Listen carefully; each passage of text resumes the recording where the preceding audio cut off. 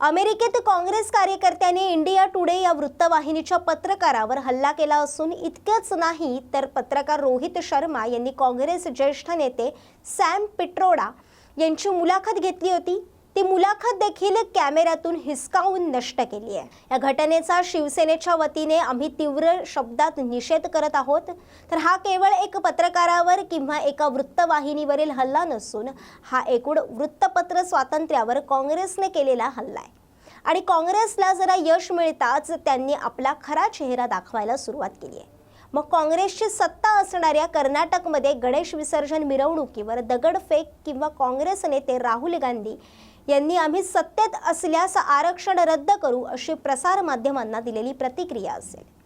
राहुल गांधी जर सर्वत्र मी नफरत के बाजार में मोहब्बत की दुकान लगाने आया हूँ बोलत असतात, त्यांना माझा सवाल आहे, हीच तुमची मोहब्बतची दुकानं आहेत का? की विदेशात एका भारतीय नागरिकास मारहाण करणे ही तुमच्या पारंपरिक नफरततेच्या दुकानावर नकली मोहब्बतची पाटी लावली आहे का? शिवाय काँग्रेसचे समर्थन देणाऱ्या राष्ट्रवादी आणि ठाकरे गटाला आमचा सवाल आहे, तुमची काय भूमिका आहे याबद्दल, असं वक्तव्य शिवसेनेचे प्रवक्ते किरण सोनावणे यांनी केलंय।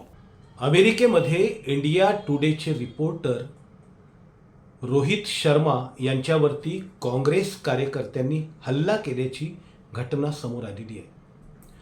काँग्रेस कार्यकर्ते केवळ रोहित शर्मा यांच्यावरती हल्ला करून थांबले नाही, तर रोहित शर्मा यांनी काँग्रेसचे ज्येष्ठ नेते सॅम पित्रोदा यांची जी मुलाखत घेतली होती, ती मुलाखत देखील रोहित शर्मा यांच्या हातातून कॅमेरा हिसकावून ती डिलीट केल्याची घटना समोर आलेली आहे। या घटनेचा शिवसेना पक्षाच्या वतीनं आम्ही तीव्र शब्दामध्ये निषेध करतो आहोत। ही घटना म्हणजे केवळ एका पत्रकारावरचा हल्ला नसून किंवा एखाद्या वृत्तवाहिनीवरचा हल्ला नसून हा संपूर्ण वृत्तपत्र स्वातंत्र्यावरती काँग्रेसच्या वतीनं केला गेलेला हल्ला आहे, असं आमचं मत आहे।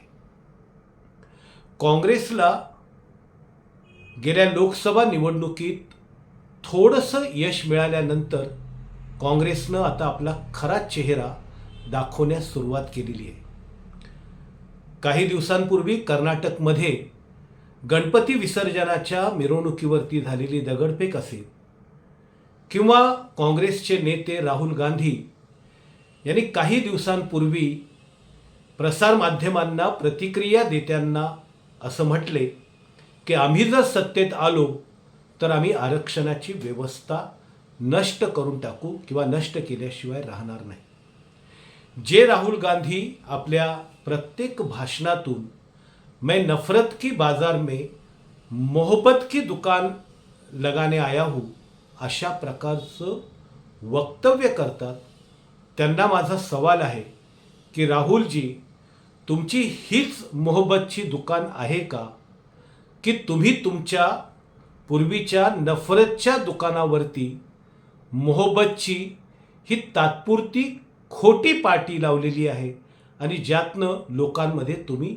भ्रम पसरवता आहात। त्यासोबतच काँग्रेसला समर्थन देणाऱ्या उबाठा आणि राष्ट्रवादी काँग्रेस शरद पवार गटाला सुद्धा आमचा सवाल आहे की तुमचं या संदर्भातलं काय मत आहे? वृत्तपत्र स्वातंत्र्यावरती काँग्रेसने केलेला हा हल्ला तुम्हाला कबूल आहे का, तुम्हाला मान्य आहे?